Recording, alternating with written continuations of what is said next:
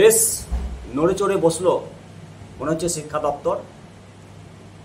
এখন পর্যন্ত সাসপেন্ড হওয়া সমস্ত শিক্ষক, শিক্ষাকর্মী এবং আধিকারিকদের সম্পর্কিত তথ্য চেয়ে পাঠালো সরকার।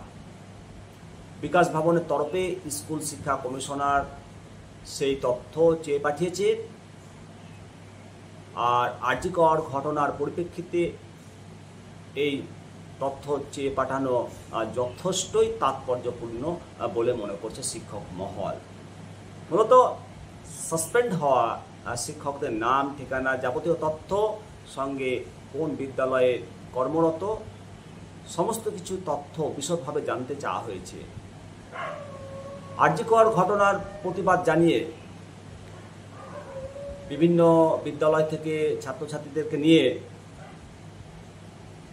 মিছিল করেছে। তারপরে বিজেপির ডাকা ধর্মঘটে স্কুলে অনুপস্থিত ছিল। এদের উত্তর সন্তোষজনক না হলে তারাও সাসপেনশনের মুখে পড়তে পারে বলেই এই নির্দেশ নিয়ে একটা জল্পনা তৈরি হয়েছে এবং যথেষ্ট তাৎপর্যপূর্ণ বলেই মনে হচ্ছে। আরেকটি গুরুত্বপূর্ণ খবর চোখে এলো, সেটা আপনাদের জেনে রাখা দরকার। পেনশন পাইয়ে দেওয়ার নামে সাধারণ মানুষের কাছ থেকে টাকা দাবি করা হচ্ছে, আর সেই ফাঁদে পড়ে বহু মানুষ টাকা পয়সা খোয়াচ্ছে। এই বিষয়ে PFRDA pension regulatory fund and development authority সতর্ক করে জানিয়ে দিয়েছেন যে সরকার পেনশন মেটাতে কোনো টাকা পয়সা দাবি করে না। সুতরাং পেনশন যে সিস্টেম, সেই পেনশন সিস্টেম সরকারি সিস্টেমেই চলে। পেনশন পাইয়ে দেওয়ার দাবি যারা জানাচ্ছে তারা প্রতারক। সেই প্রতারকদের ফাঁদে পা নেওয়ার জন্য অনুরোধ করা হচ্ছে। আরেকটি ঘটনা ঘটেছে। মূলত শিক্ষকরা, গোটা স্কুলের শিক্ষকরা দেরিতে আসে, আর তার প্রতিবাদে বিদ্যালয়ে তালা ঝুলিয়ে গ্রামবাসী বিক্ষোভ দেখিয়েছে।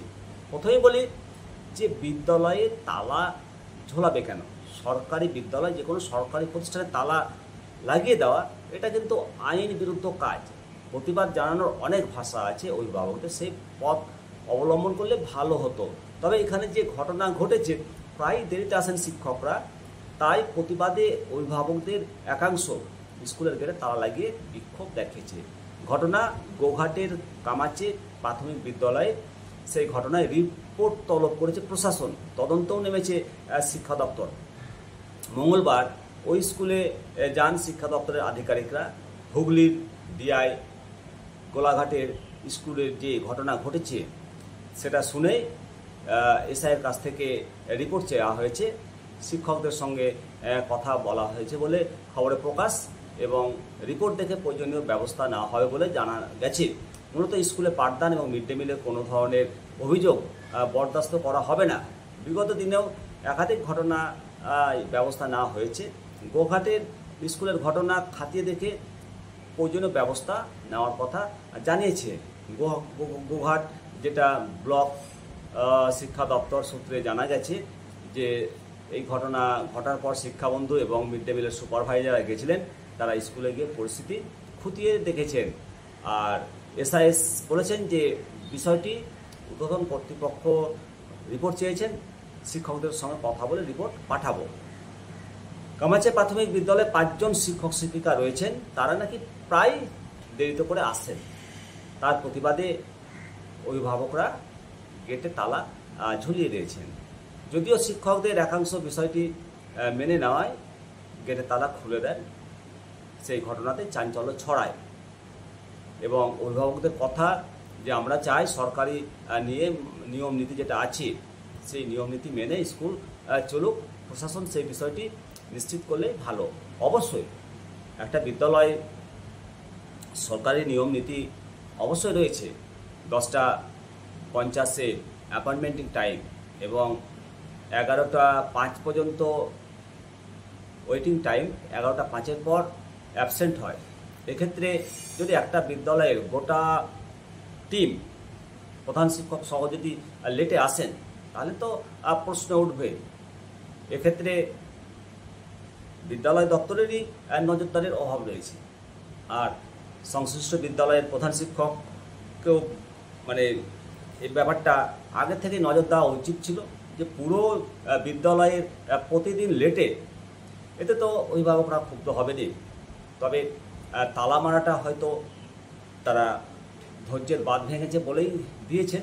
তবে তালা কোনো সরকারি প্রতিষ্ঠান বা শিক্ষা প্রতিষ্ঠানে তালা দেওয়াটা এটা বরদাস্ত করা যায় না, বা প্রশাসনও বরদাস্ত করবে না। অভিভাবকদের উচিত প্রধান শিক্ষকের সঙ্গে কথা বলা, বা বিদ্যালয়ে যদি পরিচালনা সমিতি থাকে তাহলে কথা বলা উচিত ছিল। এইভাবে এটা শিক্ষা প্রতিষ্ঠানে যদি তালা মেরে দেওয়া হয় কারোর পরিচালনায়, এতে শিক্ষার্থীদের মনেও চাপ পড়ে। যাই হোক, এই ধরনের ঘটনা শুধু এখানে যে ঘটেছে তাই নয়, গোটা পশ্চিমবঙ্গে বিদ্যালয় দেরিতে খোলা এবং তাড়াতাড়ি ছুটি দেওয়া হাজার হাজার নিদর্শন আছে, এখনও চলছে। সমস্ত শিক্ষকগণ যে লেটে আসেন তা নয়, বেশিরভাগ শিক্ষকই নির্দিষ্ট টাইমে বিদ্যালয়ে আসেন। কিন্তু যারা বিশেষ করে নেতৃত্ব দেন বা শাসক দলের সংগঠনের ছত্রছায়ায় আছেন, তারাই তো এগুলো নিয়ম শৃঙ্খলা ভঙ্গ করেন। যাই হোক, এই যে সিস্টেম, এই সিস্টেমের বদল হওয়া দরকার। শিক্ষা নিয়ে অনেক আলোচনা সমালোচনা আছে। এই শিক্ষা ব্যবস্থা বর্তমানে অনেক সমালোচনার সম্মুখীন হয়েছে।